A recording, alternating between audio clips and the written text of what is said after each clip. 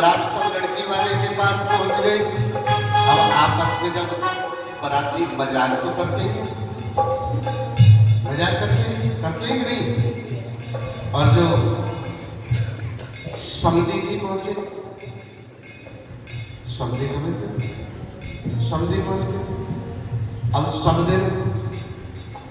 समधिन जो होती है कुड़नी, तो आपस में मजाक होता है। तो उस समधिन ने बताया, समधी से क्या कहा, पता है क्या कहा? लड्डू लाई, पेड़ा लाई, लाई रसगुल्ला मलाई, छेना की मस्त मिठाई,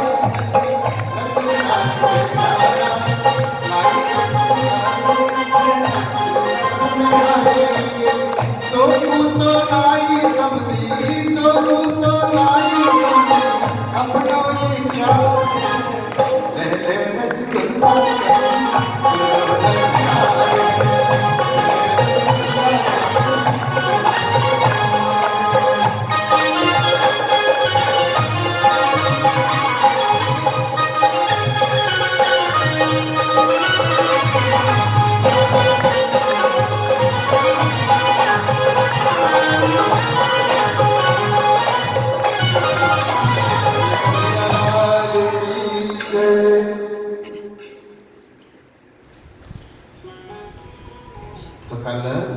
रुक्मिणी जी का विवाह हुआ था।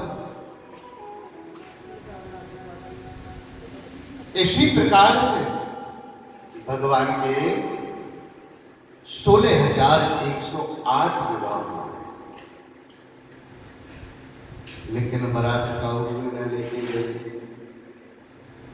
ब्रजवासी को बारात में नहीं लेके गए, क्योंकि अकेले जाते और भगा के ले जाते। ब्रजवासी ने शिकायत करी, एक प्रसंग सुनाता हूं, बोली जैसे ब्रजवासियों ने कन्हैया जी से शिकायत करी, बोल लाला देख, तो बारात में तो हमें लेके नहीं जावे है, न जाने कब चले जाए, शाम तक कोई प्रोग्राम नहीं, और सुबह घर में बहू आएगी। ब्रजवासियों को बाद में मालूम पड़े कि बहू आएगी। कन्हैया जी से कहा कि लाला देख, तू हमें बारात में तो लेके न जावे, अरे अकेलो चले जाए, अरे कम से कम अब जब किसी की शादी होती है, कोई सगाई हो जाती है, मंगनी जब हो जाती है, तो सब लोग कहते हैं ना मिठाई खिला दो, कहते हैं कि नहीं, कि भाई घर में कोई खुशी का काम होता है तो कहते हैं कि मिठाई पक्की हो गई। तो ब्रजवासियों ने कहा लाला देखते हैं मिठाई नहीं खिलाई। तो ब्रजवासियों को कन्हैया ने वरदान दिया कि मेरा कोई प्रोग्राम नहीं होता शाम को, और सुबह बहू आ जाती है, मैं क्या करूं, परिस्थिति ऐसी बनती है, सुमो को लाना ही पड़े। पर ब्रजवासियों चाहो मैं तुम्हें आशीर्वाद देता हूं, मैंने अपने विवाह में तुमको मिठाई नहीं खिलाई, जहां तुम जाओगे वहां तुम्हें मिठाई मिलेगी, खीर ही खीर मिलेगी। अब ब्रजवासी जहां जाते हैं ना, तो वहां खीर जरूर बनती है, बोली जैसे कि ब्रजवासी मीठा बहुत करते हैं, लेकिन आजकल नहीं करते, बोली जैसे। तो हमारे ब्रजवासी जहां पहुंच जाते हैं उस जगह को वृंदावन बना देते हैं। भगवान के 16,108 विवाह हुए। प्रभु को मणि का लालचन लग गया। लालचन से निकले सुखदेव जी कहते हैं कि राजन, कृष्ण के जो बचपन के सखा हैं श्री सुदामा जी और सुदामा जी बड़े शांत स्वभाव वाले।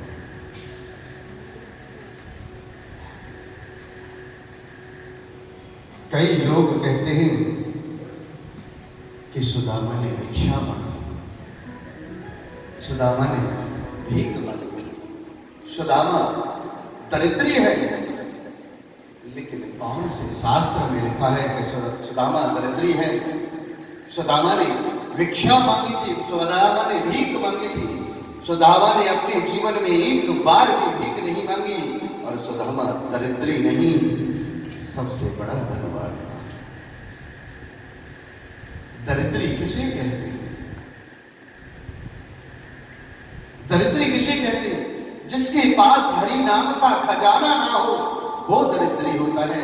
इस माया रूपी धन से दरिद्री और धनवान नहीं बनता। और सुदामा के पास परम ब्रह्म परमात्मा जैसा मित्र था, तो वो दरिद्री कैसे हो सकता है? दरिद्री नहीं, गरीब जरूर था, लेकिन दरिद्री नहीं। औरन को धन चाहिए बावरे, ब्राह्मण को धन केवल भिक्षा। सुदामा ने कभी अपने जीवन में भिक्षा नहीं मांगी। सुदामा जी सत्संग किया करते थे, और जो सत्संग के माध्यम से प्राप्त होता, उसी से अपना जीवन यापन किया करते।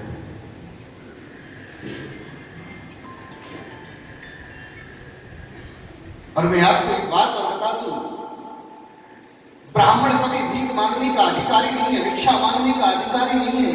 जिस ब्राह्मण ने भिक्षा मांगने का जो अधिकार जता लिया, वो ब्राह्मण तत्व से नष्ट हो जाता है। ब्राह्मण दान लेने का अधिकारी है, ब्राह्मण दान कराने का अधिकारी है, ब्राह्मण दान कर सकता है, करा सकता है, दान ले सकता है, लेकिन भिक्षा नहीं मांग सकता। जिस ब्राह्मण ने एक बार भिक्षा मांगना प्रारंभ कर दिया, वह ब्राह्मण तत्व से नष्ट हो जाता है। और भागवत जी स्पष्ट कहते हैं,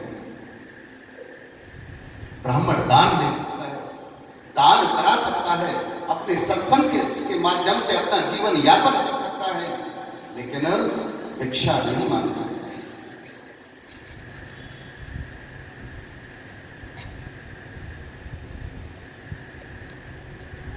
और सुदामा दरिद्री नहीं था। कई लोग कह देते हैं कि सुदामा दरिद्री था। सुदामा दरिद्री नहीं था।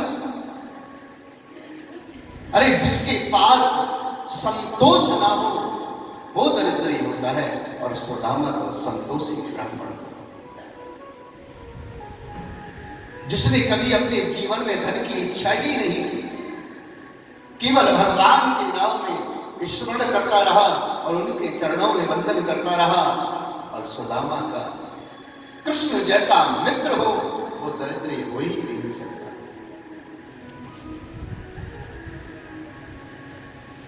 जब आवे संतोष धन, सब धन दूर समा। जिसके मन में संतोष आ गया, सब धन दूर हो जाए। सत्संग के माध्यम से सुदामा जी जो भी उनको आता, बस उसी से वो अपना जीवन यापन करते। कभी फल खाकर के रह जाते, कभी खेत से कुछ दाने बीन करके लाते। और सुदामा की जो पत्नी है सुशीला, उसी से अपना जीवन यापन किया।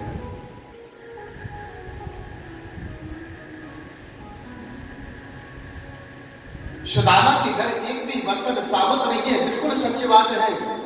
सुदामा के तन पर एक भी साबुत वस्त्र नहीं है, बिल्कुल सच्ची बात है। खाने को नहीं है, बिल्कुल सच बात है। लेकिन सुदामा दरिद्री नहीं। फिर भी सुदामा ने कभी भिक्षा नहीं की। एक दिन सुशीला ने कहा, स्वामी, मैंने सुना है आपके बचपन के मित्र कृष्ण हैं, जो द्वारका के राजा हैं।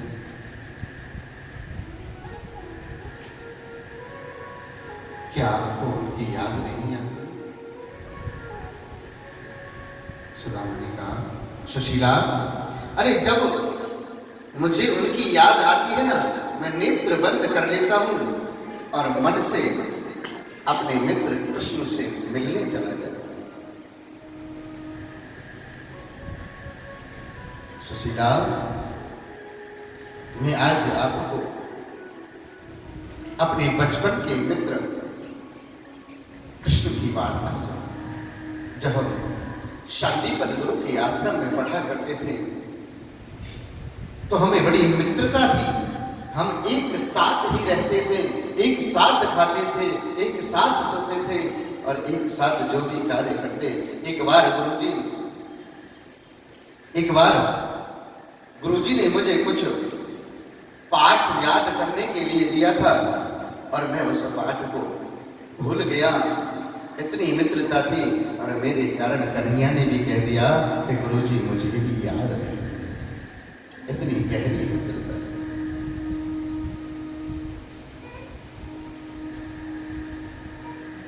लेकिन सुशीला,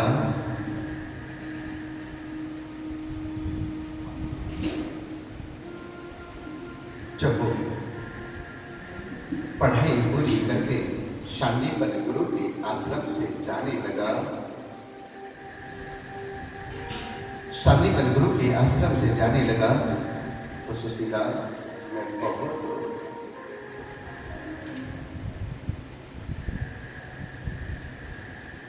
मैं बहुत रोया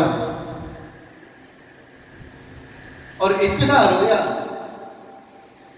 कि मेरे नेत्रों से आंसू रुक नहीं। और मैं कृष्णा से कह रहा था, कृष्णा कृष्णा मुझे छोड़ चला कृष्णा, तेरा यार ये रोता है, मुख आंसुओं से धोता है। कृष्णा कृष्णा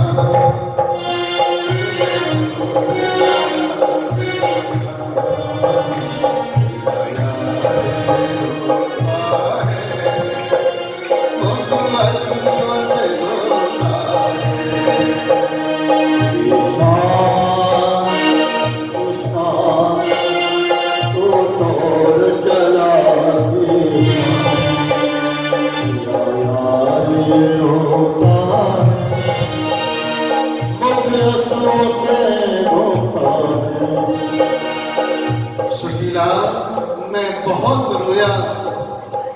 गुरुजी ने शाप दे दिया, मैंने अपने सिर पर धारण कर लिया। सुशीला, मैंने कहा, गुरु ने जो श्राप दिया मैंने सर पे मारा। गुरु ने जो श्राप दिया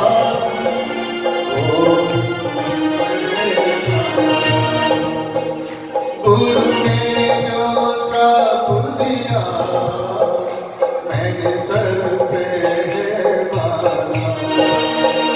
गुरु ने जो श्राप दिया वो सर पे मारा। जब आऊं दर तेरे कन्हैया, जब आऊं दर तेरे मुझे भूल नहीं जाना।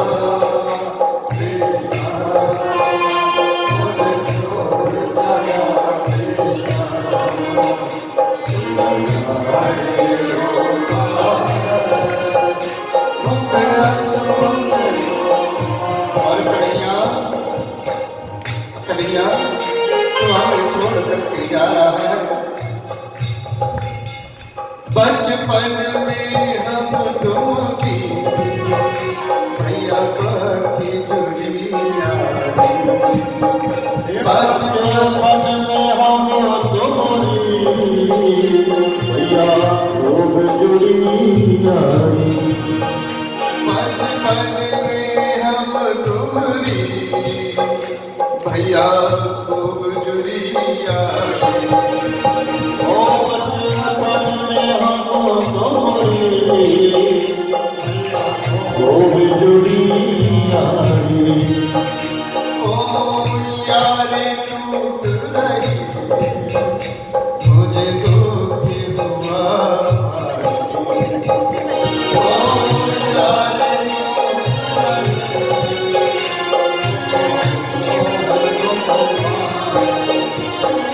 कृष्णा कृष्णा मुझे छोड़ चला कृष्णा। तेरा यार ये रोता है मुख आंसुओं से धोता है कृष्णा।